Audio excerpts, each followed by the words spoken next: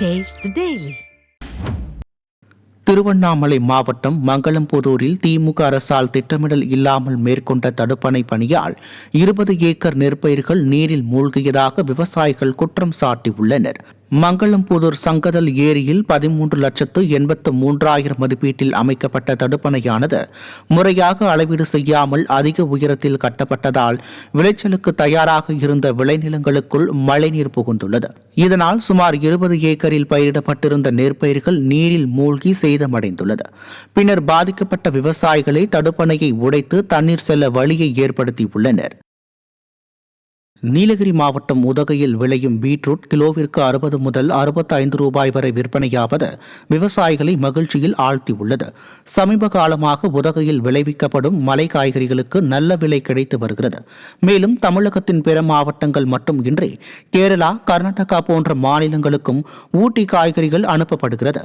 இதில் கடந்த வாரம் கிலோ ஒன்றுக்கு 30 முதல் 35 ரூபாய்க்கு விற்பனையான ஊட்டி பீட்ரூட் தற்போது 1 கிலோ 60 முதல் 65 ரூபாய்க்கு விற்கப்படுகிறது. இதனால் கூடுதல் லாபம் கிடைப்பதால் பீட்ரூட் பயிரிட்டுள்ள விவசாயிகள் மகிழ்ச்சி அடைந்துள்ளனர். திருப்பத்தூர் மாவட்டம் ஆம்பூர் அருகே பாலாற்றில் தோல் தொழிற்சாலை கழிவுநீரை திறந்துவிடும் உரிமையாளர்கள் மீது கடும் நடவடிக்கை எடுக்க கோரிக்கை எழுந்துள்ளது. மழை காரணமாக ஆம்பூர் அடுத்த மாராப்பட்டு பகுதியில் பாலாற்றில் சற்று தண்ணீர் ஓடியது. இதுதான் வாய்ப்பு என அதனை பயன்படுத்தி அருகில் உள்ள சில தோல் தொழிற்சாலைகள் அவற்றின் கழிவுநீரை நேரடியாக பாலாற்றில் திறந்து விடுகின்றன. இதனால் பாலாற்றில் வெள்ளை நிற நுரைப்பொங்கி துர்நாற்றத்துடன் வெள்ளம் செல்கிறது. இதனால் நிலத்தடி நீர்மட்டம் பாதிக்கப்பட்டு குடிநீர் பாதிக்கப்படுகிறது. எனவே இத்தகைய உரிமையாளர்கள் மீது கடும் நடவடிக்கை எடுக்க தீய சக்தி அரசிற்கு பொதுமக்கள் கோரிக்கை விடுத்துள்ளனர்.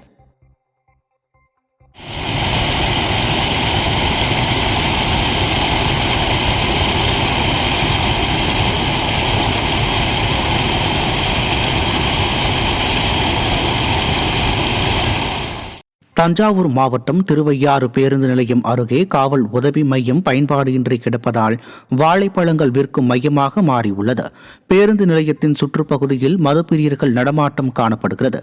இந்த சூழலில் காவல் உதவி மையம் பயன்பாடின்றி இருப்பதால் பொதுமக்கள் பாதுகாப்புக்கு அச்சுறுத்தல் ஏற்படும் அபாயம் உள்ளது.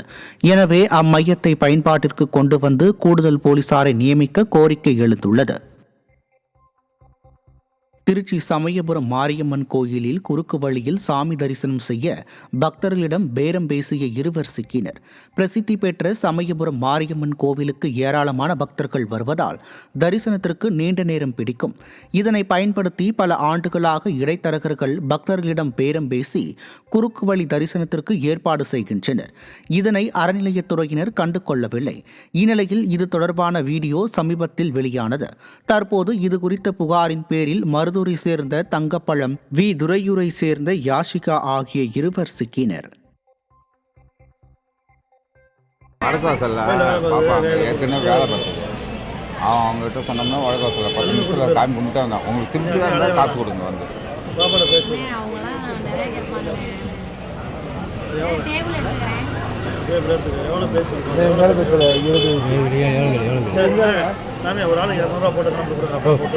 அதான் 200 அவர் தான் கேட்டீங்க.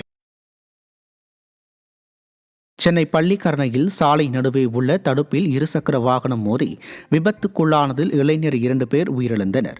மதுபோதையில் இருந்த 2 பேரும் அதிகாலை 4 மணி அளவில் தனியார் பாரில் சட்டவிரோதமாக விற்பனை செய்த மது பாட்டில்களை வாங்கிக் கொண்டு பள்ளிக்கரணையில் உள்ள தனது நண்பர் வீட்டிற்கு சென்றபோது விபத்து நிகழ்ந்துள்ளது.